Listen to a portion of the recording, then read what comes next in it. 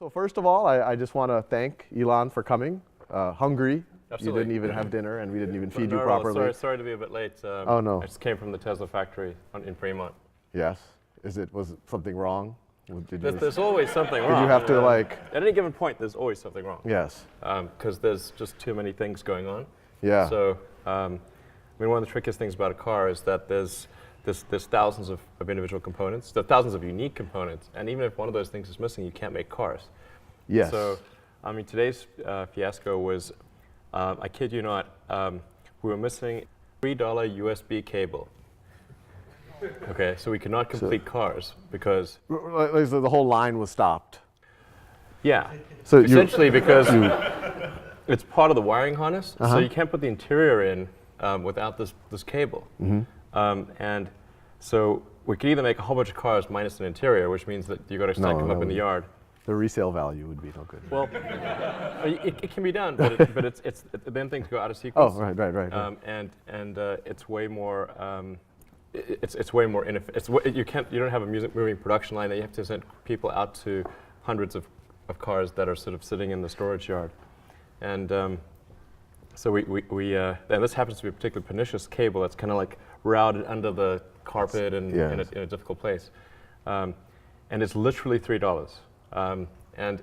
So we basically had to send people throughout the Bay Area to go and buy USB cables. Like literally Radio Shack. You like Fry's. Oh, Fry's. Oh, that's better. You can have a hard time getting a USB cable right now at Fry's. Oh, really? We bought every one of them. That's good. And so we were able to continue production.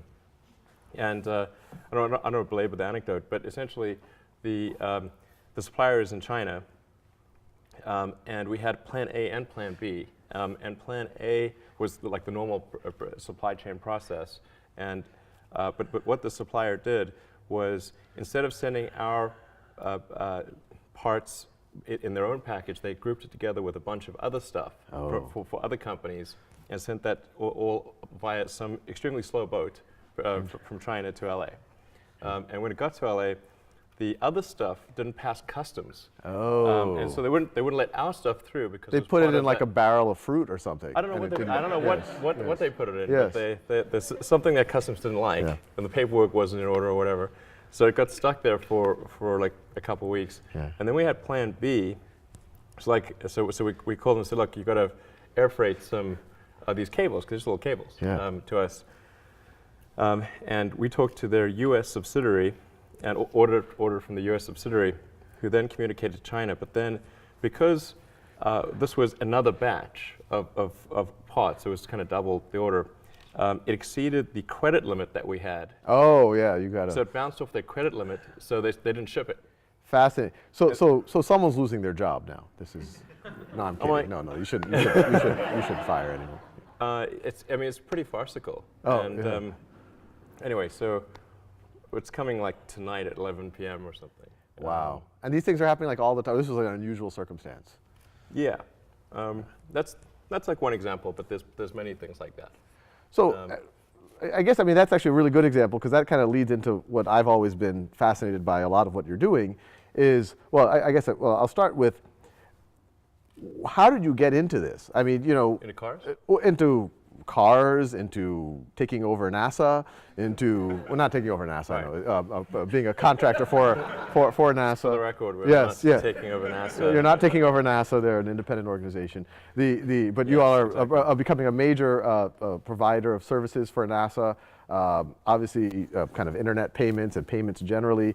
These are three completely different spaces. I think a lot of people would not take someone seriously if they kind of had a business plan in one of these. Right. Sorry to eat. You take your time. What was your? Did you always think you were going to be doing this, or when did it dawn on you that you would try to revolutionize three industries? Well, when I was in college, I didn't actually expect to do it. So it was not like this is some long fulfilled expectation. But when I was in college, I thought about what are the areas that would most affect the future of humanity, in my opinion, and the three areas were the internet, sustainable energy, and space exploration, particularly if humanity becomes a multi-planet species. There's kind of like a pretty substantial bifurcation in our sort of future if we're either out there among the stars on multiple planets, or if we're confined to Earth until some obviously eventual extinction event. Yeah. Not that I'm pessimistic about life on Earth. I mean, I think some things are likely to be good. But even more likely to be good by far. than Yellowstone's due for an explosion every several Right, hundred thousand. exactly. Shantanu knows about that. Yeah. Yeah. It's been 700,000 since. Right. Yeah. Right. But yeah. Yeah. Super volcano, for those of you who don't know, it would envelop the, well, sorry. Yeah, no, exactly. I know exactly what you're talking about. Exactly. So we read the same books, I can right, tell. Absolutely. I mean, something bad is bound to happen if you give it enough time. And civilization has been around for such a very short period of time that these timescales seem like very long, but on a evolutionary timescale, they're very short. Yeah. A million years on evolutionary timescale is really not much. And Earth's been around for 4.5 billion years. Yeah. So that's a very tiny amount of time, really. But for us, that would be. I mean, can you imagine if human civilization continued at anything remotely like the current pace of technology advancement for 1 million years? Where would we be? Yeah. I mean, I think we're either extinct or on a lot of planets. Yes, we should. Those are the two options. But given that, I mean, one, that's kind of as epic as one can think about things. I mean, literally. I mean, how did you make that concrete? How does that turn into SpaceX, Tesla, and PayPal?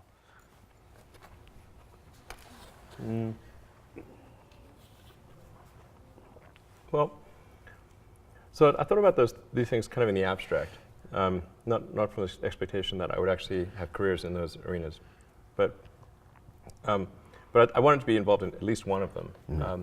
And at first, I thought the best bet was going to be electric cars. Yeah. And so the area that I was studying was advanced capacitors. Right? So essentially capacitors that have an energy density exceeding that of batteries. Because they have a very high power density, but a low energy density. Yeah. We have a lecture to that effect. Oh yes, yes. No, we should do that. We'll get to it later. But yeah. Exactly. Obviously, if you could make a capacitor that had anywhere near the energy density of a battery, and with this incredibly high power density and its quasi-infinite cycle and calendar life, then you would have an awesome solution for energy storage in mobile applications. Yeah. So that I was going to sort of work on that and try to leverage the equipment that was developed for advanced chip making and photonics to create ultra-precise capacitors at the molecular level. And this is when you were going to go into grad school? Yeah, you had a brief stint at Stanford. That's right. At a PhD in applied physics? Applied physics, material science. Right. This is what you were, so even then you were thinking of kind of trying to do something in the space. Well, actually this was to work on energy storage solutions for electric cars. Yeah. And I'd actually worked at a company in Silicon Valley called Pinnacle Research, which did advanced capacitors. There were electrolytic capacitors, but the problem, and they actually were pretty good. They had like the energy density of a lead-acid battery, which for a capacitor that's a big deal.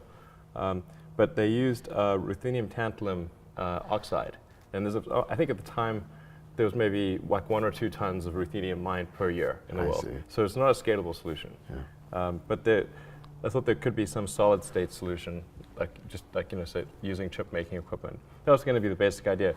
But it was one of those things where I wasn't sure if success was one of the possible outcomes. And it's difficult to bound that problem exactly and say, okay.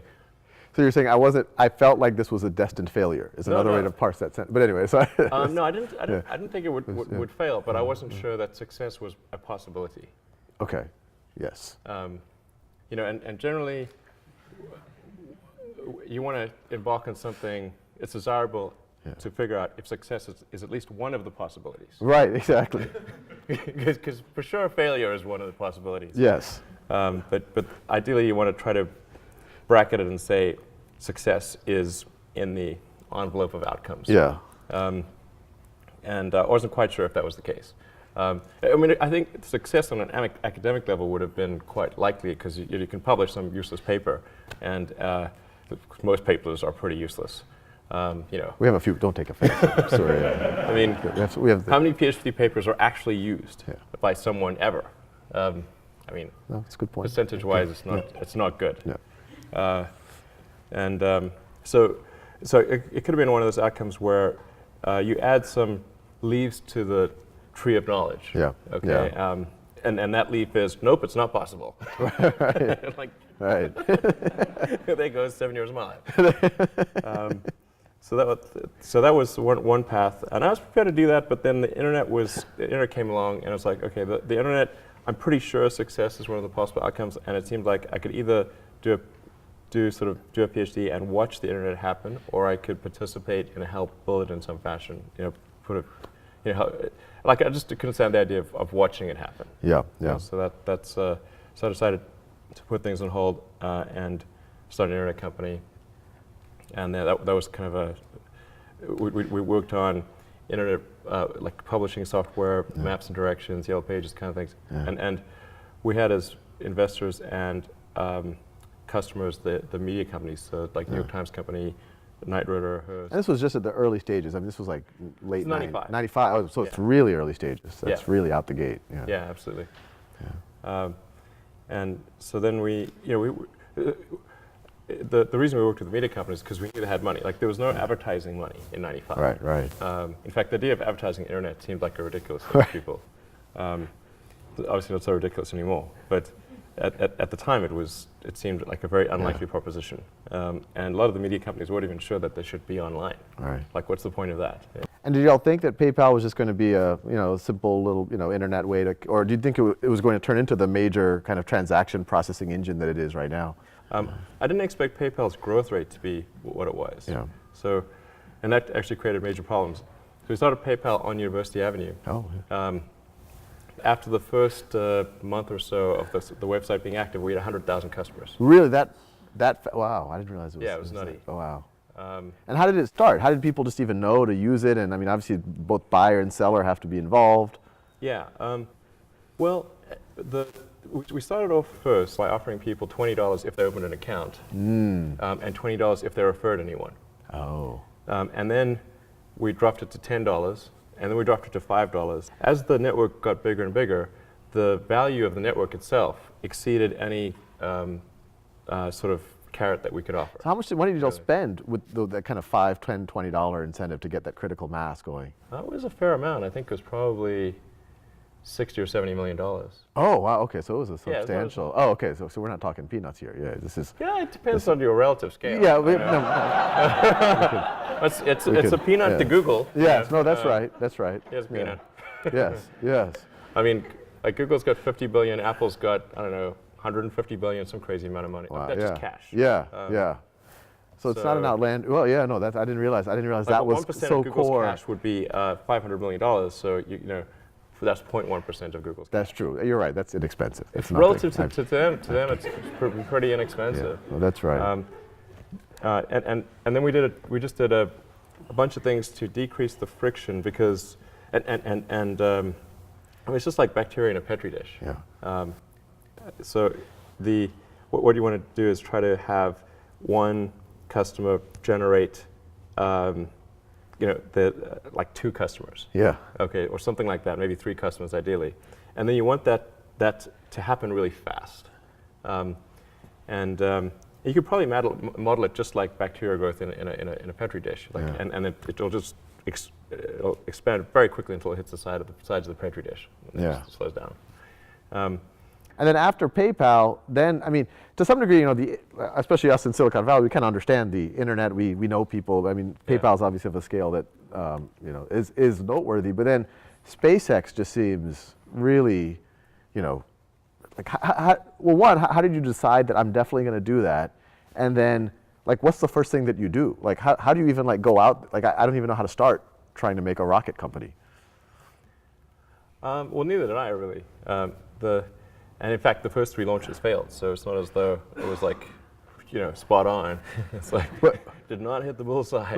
But even getting the point that you're launching rockets, I don't even know how do you get there? And like, what did you do on, like, how did you decide, and then what did you do on day one? Like, who did you call, or did you write a plan? Did you start? I don't even know. Yeah, actually, I mean, the origin of PayPal or rather, SpaceX is that I was trying to figure out why that we'd not sent any people to Mars. Because the obvious next step after Apollo was to send people to Mars. So, but what in fact happened was that we sent a few people to the moon, and then we didn't send anyone after that to the moon or Mars or anything. But if you'd asked people in 1969, what would 2013 look like? They would have said there'll be a base on the moon. We would have at least sent some people to Mars, and maybe there'd even be a base on Mars. There'd be like orbiting space hotels, and there'd be all this awesome stuff in space. And that's what people expected. And if you'd said, well, actually, the United States in 2013 will not be able to send anyone to orbit. But I'll tell you what will exist is that there'll be this device in your pocket that's like the size of smaller than a deck of cards that has access to all the world's information, and you can talk to anyone on planet Earth. And even if you're like in some remote village somewhere, as long as there's something called the internet, they wouldn't know what that means, of course, then you'd be able to communicate to anyone instantly and have access to all of humanity's knowledge. I said like bullshit. There's no way that's going to be right. And yet we all have that, and space is not happening. So I was trying to figure out like what was the deal here, and this was like 2001. And it was just a friend of mine asked me what I'm going to do after PayPal. And I said, well, I've always been interested in space, but I don't think there's anything that an individual could do in space because it's the province of government, and usually large government. But I'm curious as to when we're going to send someone to Mars. So I went to the NASA website, tried to figure out like, where's the place that tells you that, and I couldn't find that. So I thought, well, like, either I'm like bad at looking at the website, or they have a terrible website, because surely there must be a date. That should be a big date, Yeah, it should be like, this should be on the front page. And then I discovered actually that NASA had no plans to send people to Mars, or even really back to the moon. So this was really disappointing. I thought, well, maybe this is a question of national will. Like, do we need to get people excited about space again? And try to get NASA a bigger budget, and then we would send people to Mars. And so I started researching the area, becoming more familiar with space, reading lots of books, and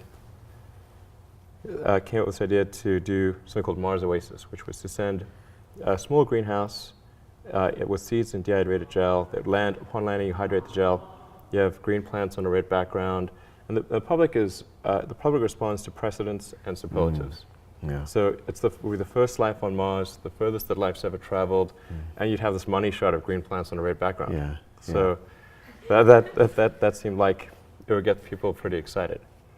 So I started getting into this and trying to figure out, okay, well, can I afford to build the spacecraft? Because I had some money as a result of PayPal. But it had to fit within that budget. And I figured we had to do 2 missions, because if we only did one and it failed, then it might have like the opposite effect. But you were willing to bet the farm, so to speak, on this. Yeah. Well, I figured like I was willing to spend half the money that I got from PayPal. With no expectation of return. Right. Because I thought this was just something that was pretty important, and I'm like, it seemed like you could spend half the money on PayPal on this, and there'd be, if that got NASA a bigger budget and resulted in us going to Mars, that would be a pretty good outcome.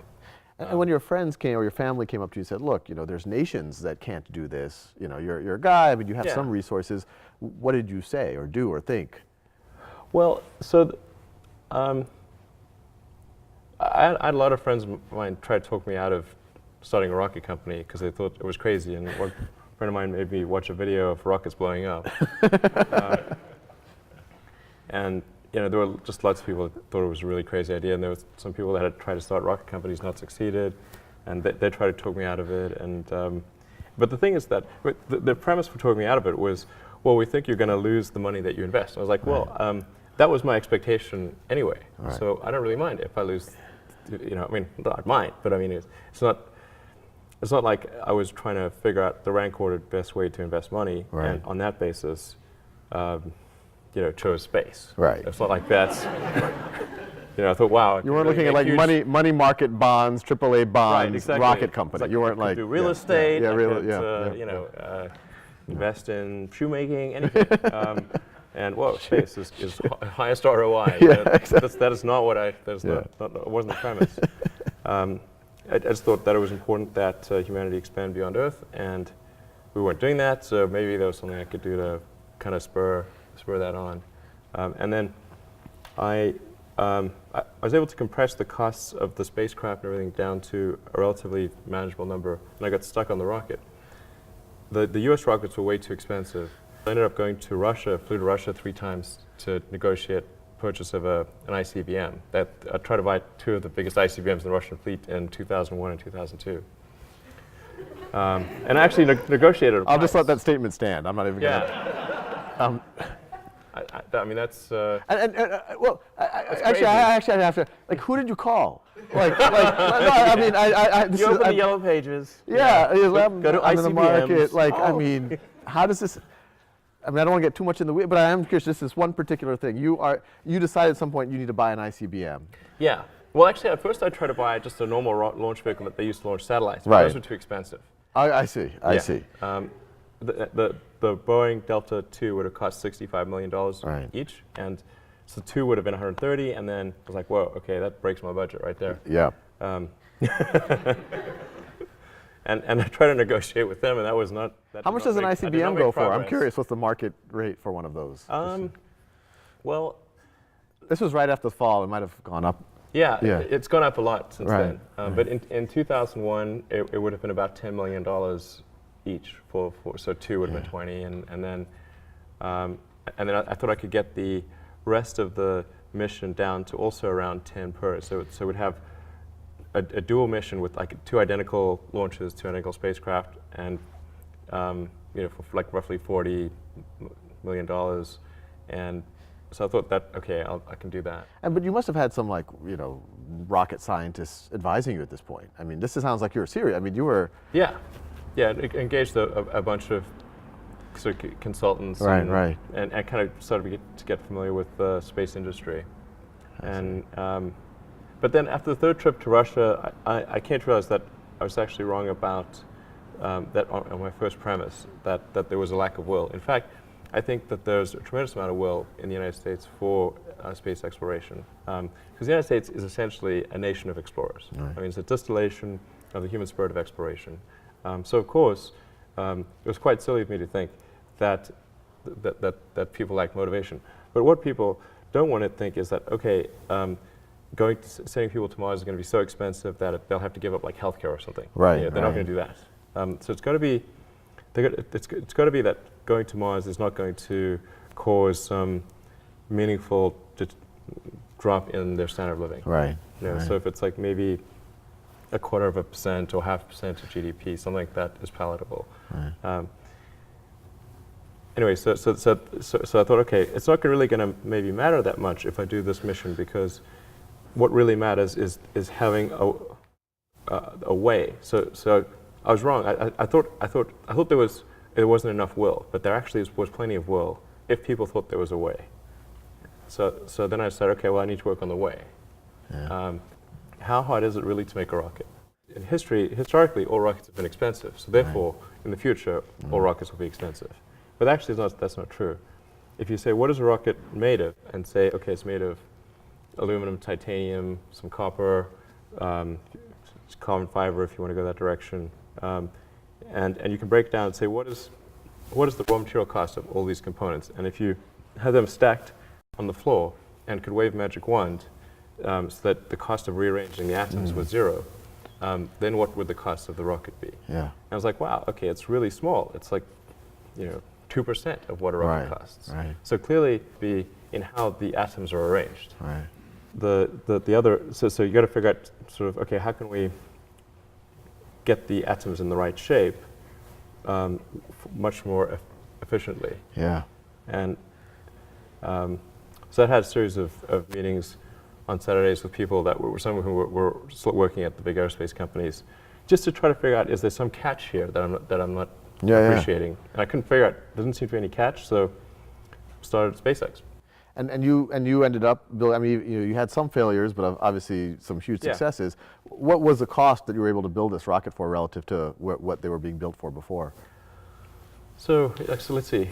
For the Falcon 1, which was the first rocket we built, and the first 3 flights did not make it. In fact, I mean, we got sort of progressively further, but like the first rocket came and landed maybe a couple hundred yards away from the launch site, and tiny fragments. Anyway, that rocket ended up costing around $6 million. Wow. Compared to other rockets in that class, which were about, say, $25 million. Wow, so significant. Yeah, it's like a quarter. Wow, wow.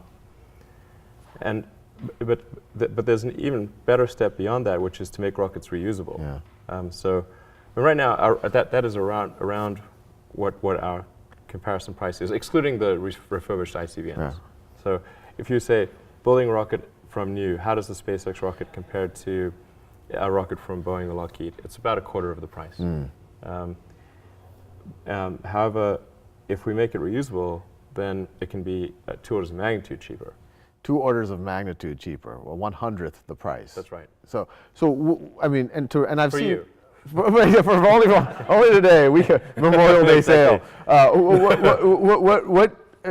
And I've seen some. I mean, y'all are doing like these vertical landings. Yeah. Like literally out of like the Yeah. 1950s like sci-fi movies. Yep. And that's what you're talking about. Yeah.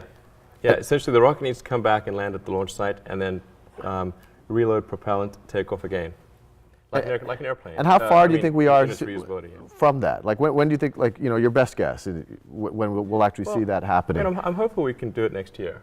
Oh, okay. Yeah. That's we got some ambitious stuff at Khan Academy for the next year too, so we can compare. We're redesigning the site, Right. We've been working on it for a long time. I should say, SpaceX has been around for 11 years, and thus far we have not recovered any rockets. We've recovered the spacecraft from orbit, so that was great. But none of our attempts to recover the rocket stages have been successful. The rocket stages have always blown up basically on re-entry. Yeah.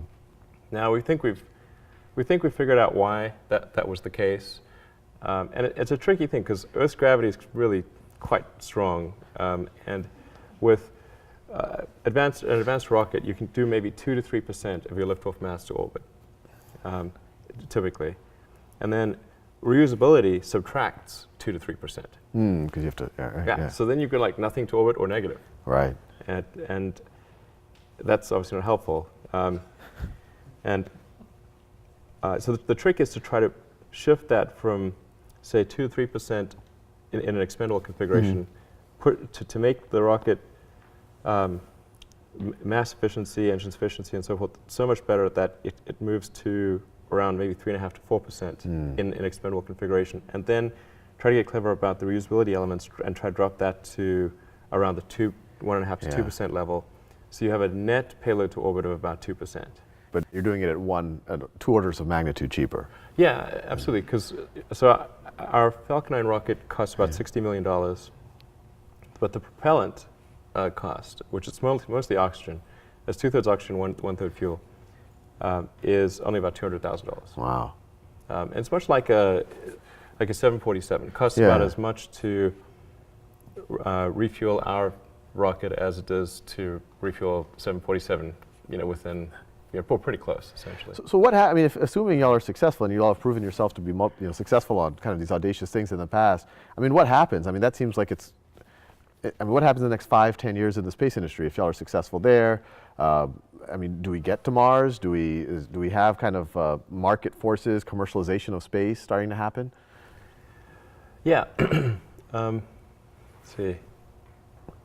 Well, the first step is that we need to earn enough money to keep going as a company. So we have to make sure that we're launching satellites, commercial satellites like broadcast communications, mapping, and the government satellites that do scientific missions, Earth-based or space-based missions, GPS satellites, that kind of thing. And then also servicing the space station, transferring cargo to and from the space station, which we've done a few times, and then taking people to and from the space station. So we've got to service the sort of needs, Earth-based needs to launch satellites, and that pays the bills. Yeah. But in doing that, keep improving the technology to the point where we can make full reusability work, and we have sufficient scale and sophistication to be able to take people to Mars. Wow. And so you think this is going to be a reality in what's your best guess of when we're going to have someone on Mars? I think probably about 12 years. 12. That's Give or not. take 2 years. And you think it'll be a round trip? It'll be. Yeah. It won't just be some type of permanent colony on Mars. Yeah. I think it's probably a round trip. Wow. so for. I mean, it's not for sure. I could talk about this for. I mean, the people know I'm. So the aspiration will be a round trip. Yeah. No, this is mind blowing. And I mean, and then on Tesla, I mean, Tesla is obviously, I mean, from my vantage, it's a huge success. I mean, what do you think is in that industry? Well, one, I mean, I'll ask kind of the same question. What did you think? This is something that GM and Toyota and these massive multi-billion-dollar organizations have been trying. What gave you the confidence to kind of pursue it? And now that it seems to be a huge success, where do you think this industry is going to be in the next 5-10 years? Yeah, so with Tesla, the goal is to try to accelerate the advent of sustainable transport. I think it would happen anyway, just out of necessity. Yeah. But because we have an unpriced externality in the cost of gasoline, we weren't pricing in the environmental effects of CO2 in the oceans and atmosphere. That's causing the normal market forces to not function properly. And so the goal of Tesla is to try to act as a catalyst to accelerate those sort of normal forces, the normal sort of market reaction that would occur. We're trying to have a catalytic effect on that. Yeah. And try to make it happen, I don't know, maybe 10 years sooner than it would otherwise occur. Yeah. That's the goal of Tesla. So that's the reason we're making electric cars and not any other kind of car. And we also supply powertrains to Toyota and to Mercedes and maybe to other car companies in the future to accelerate their production of electric vehicles. So that's the sort of goal there. And so far it's working out pretty well. I mean, I just saw a news report earlier today that y'all are sold more Model S's than y'all are leading that segment of the industry, that the Mercedes S-Class, the BMW 7 Series, or the Lexus LS 400 or whatever it is. Yeah, actually that seems to be the case. And it's, I didn't realize they sold so few cars in that segment. That's because we don't sell that many cars. Right, we sell right. 5,000 a quarter. 20,000. Well, out here they seem like every. Yeah, I mean, this is our home. Yeah. It's our home team. So it's we better sell that in the Bay Area. Yeah. We're like, no, but that's and well, I mean, it's a similar thing. I mean, how did you start? What gave you the confidence? And I mean, do you see yourselves? I mean, as kind of a major automotive mainstream brand in 5-10 years, all the way down to kind of the competing with the Honda Accords and Civics. Yeah, I mean, our goal is not it's not sort of to become a big brand or to compete with Honda Civics, but rather to advance the cause of electric vehicles. So we're just going to keep making more and more electric cars and driving the price point down until the industry is very firmly electric. Like maybe half of all cars made are electric or something like that. Which is not to say that we expect to make half of all cars. We want to just have that catalytic effect until at least that occurs. And I think at the point at which there's, we're approaching half of all new cars made are electric, then I think I would consider that to be kind of the victory condition. Wow. So the faster we can bring that day, the better. Wow. When would be your guess when that happens? Well, I made a bet with someone about 3 years ago that it would be sooner than 20 years. So it's 17 years from now. But that's, I think, that's conservative. I think it's probably, maybe 13 or 14 years, something like that. Right about the time. Happen right when we're going to Mars. It'll be exciting times. Yeah. This will be true. It just could. Yeah. Exactly. As I was thinking about that, it was like, those time frames are kind of coincident. Yeah. I mean, the nature of new technology adoption is it tends to follow an S-curve. So what usually happens is people underpredict it in the beginning because people tend to extrapolate on a straight line, and then they'll overpredict it kind of at the midpoint, and because there's late adopters, and then it'll actually take longer than people think at the midpoint, but much shorter than people think at the beginning. Yeah.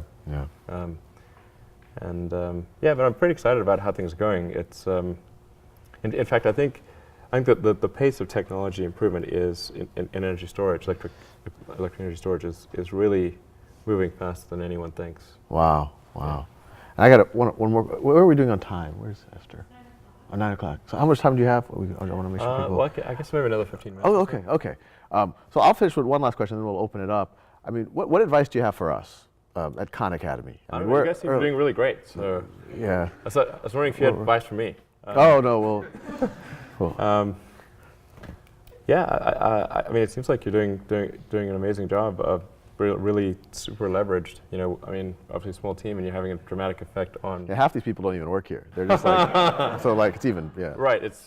So it's I think very impressive thing you're doing to spread knowledge and understanding, you know, throughout the world. The universe soon. Throughout the universe, if you hold up your end of the bargain. Yeah. I mean, it's actually kind of funny.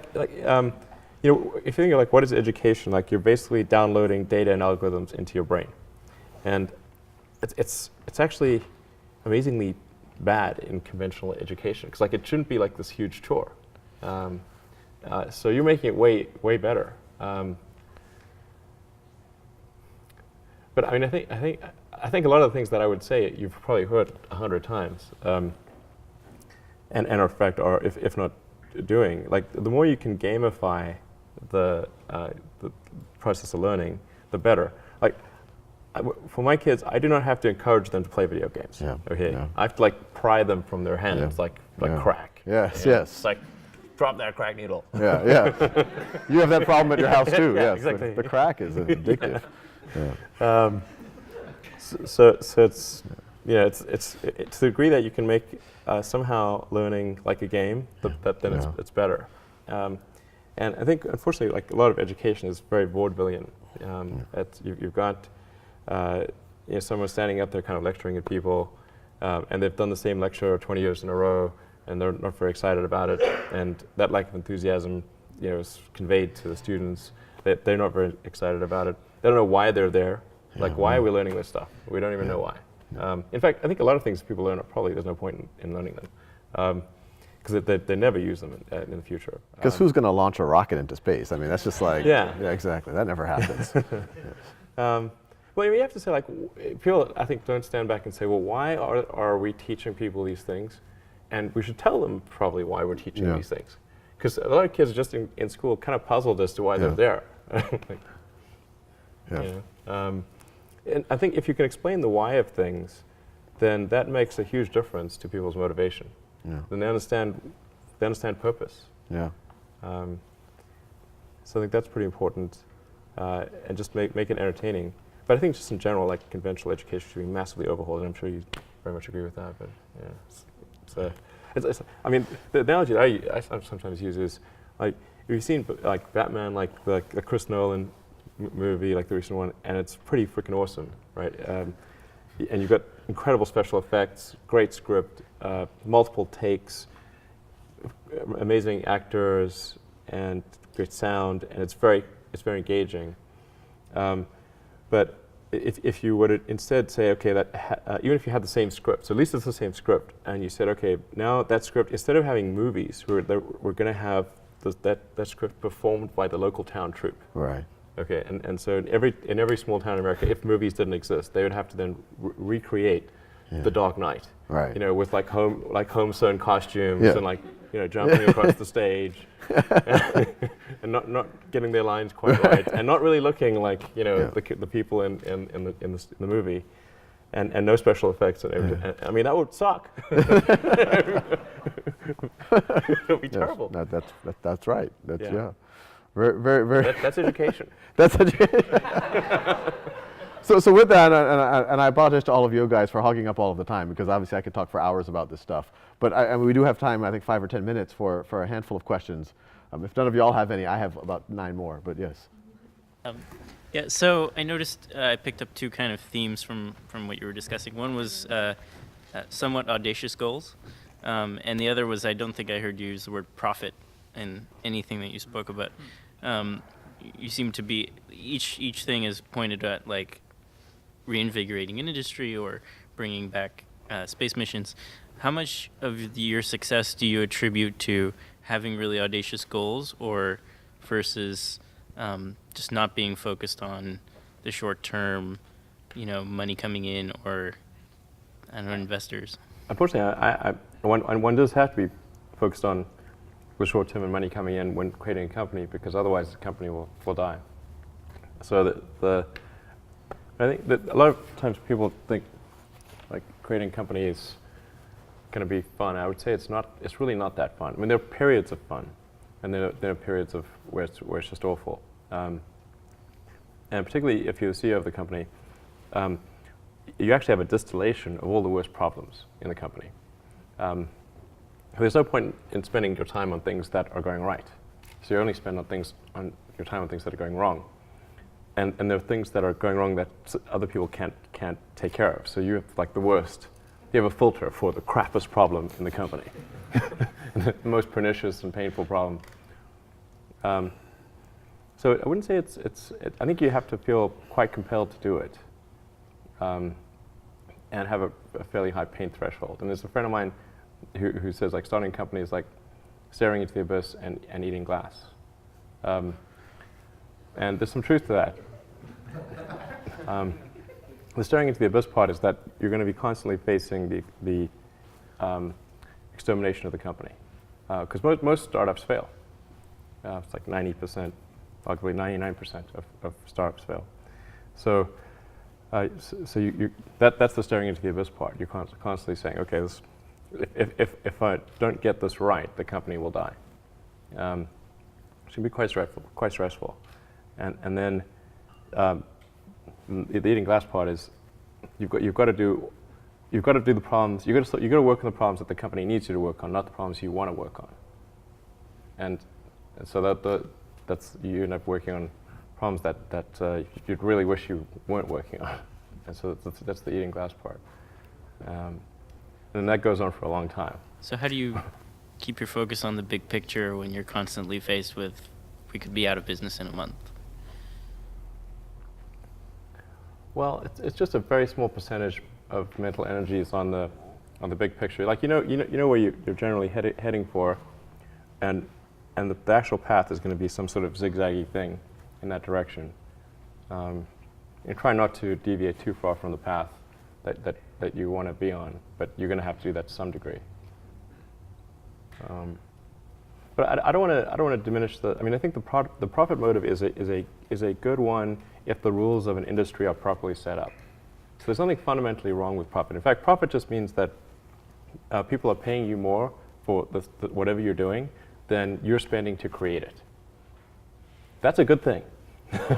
and if that's not the case, then you'll be out of business, and rightfully so. Because you're not adding enough value. Now, there are cases, of course, where people will do bad things in order to achieve profit, but that's actually quite unusual. I mean, because usually the rules are set up mostly correctly, like not completely, but mostly correctly. Well, I think we have time for one more question. Joel, Yeah, I have an important one. Okay, very good. Yes. Okay, so a few months ago you teased Hyperloop, and we haven't heard anything since. So first of all, a few of us engineers were talking about it, and I think we have a few ideas if you need help. But if you feel comfortable, maybe you could tell us a little bit more. I was reading about the California high-speed rail, and it was quite depressing, because California taxpayers are going to be on the hook to build the most expensive high-speed rail per mile in the world, and the slowest, which is those are not the superlatives you want.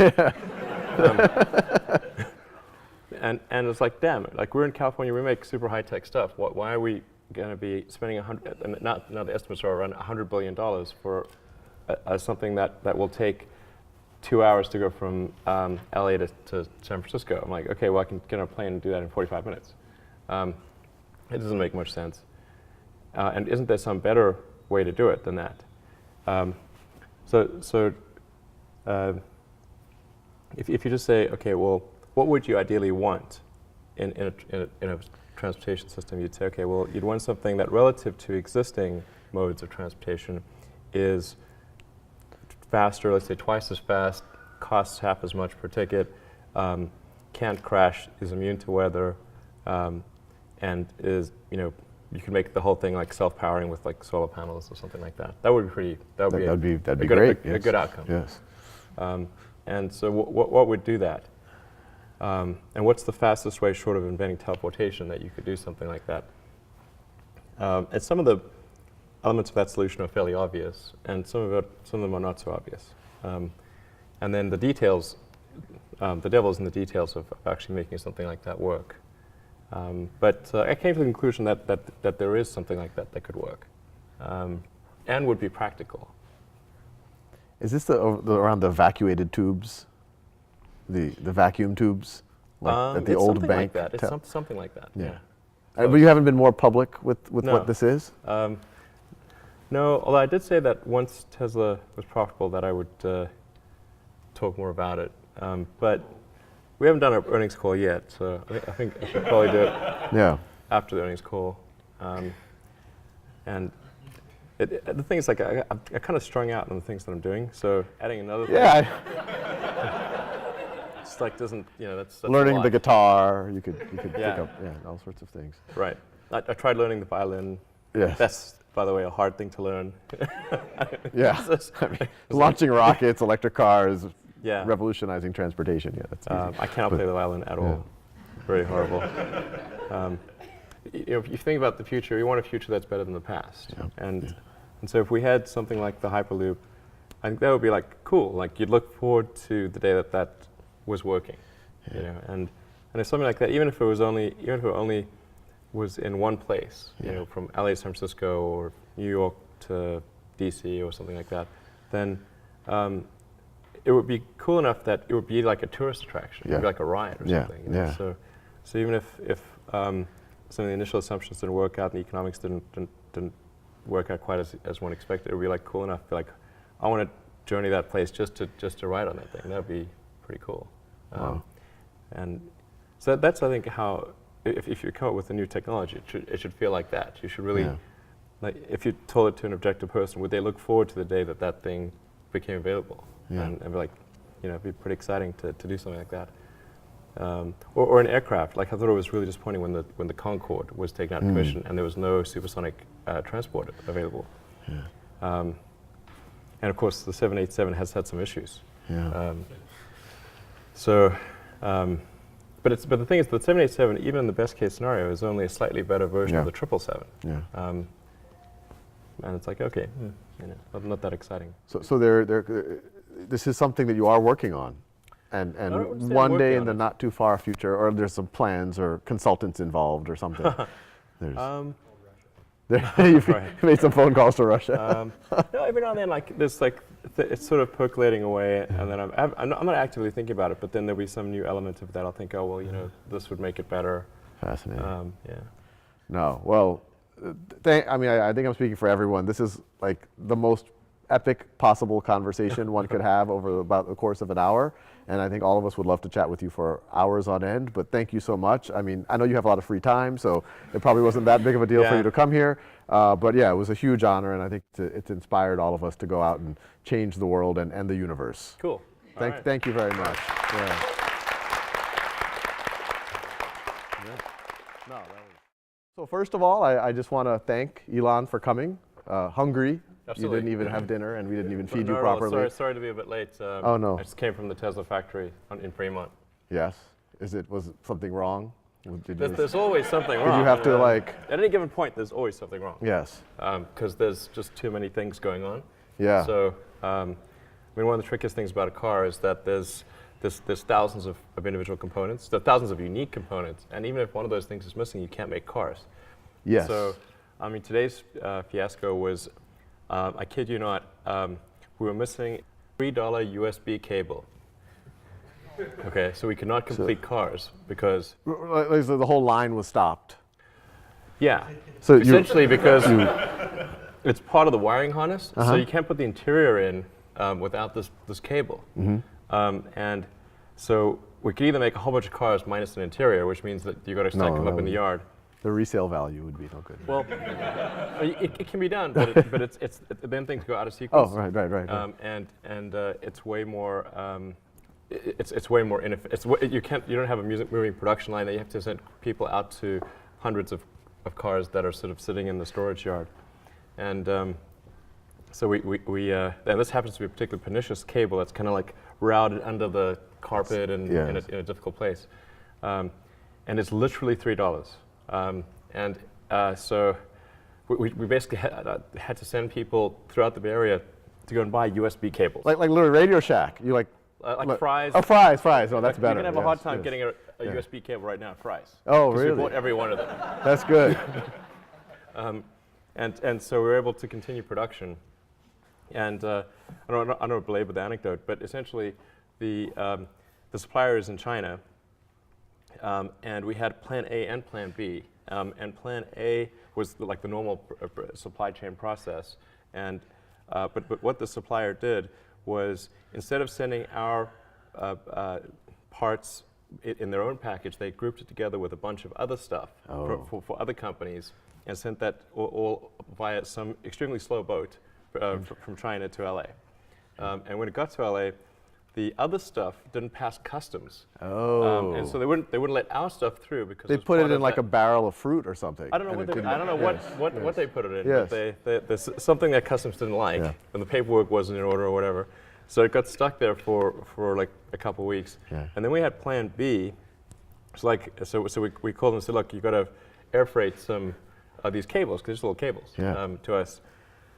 And we talked to their U.S. subsidiary and ordered from the U.S. subsidiary, who then communicated to China. But then, because this was another batch of parts, it was kind of double the order, it exceeded the credit limit that we had. Oh, yeah, you got to. So it bounced off their credit limit, so they didn't ship it.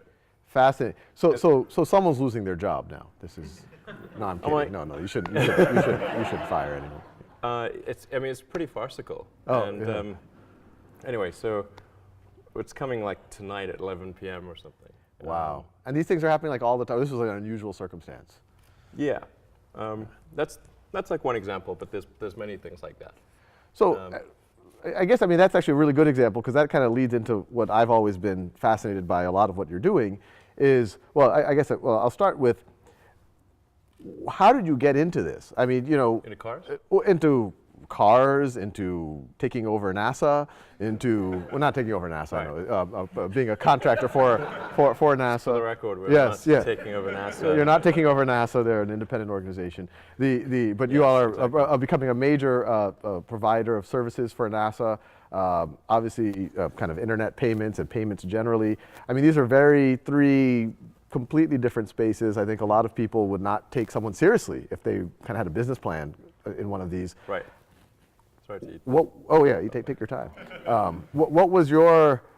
Did you always think you were going to be doing this, or when did it dawn on you that you would try to revolutionize three industries? Well, when I was in college, I didn't actually expect to do it. So it was not like this is some long fulfilled expectation. But when I was in college, I thought about what are the areas that would most affect the future of humanity, in my opinion. And the three areas were the internet, sustainable energy, and space exploration, particularly if humanity becomes a multi-planet species.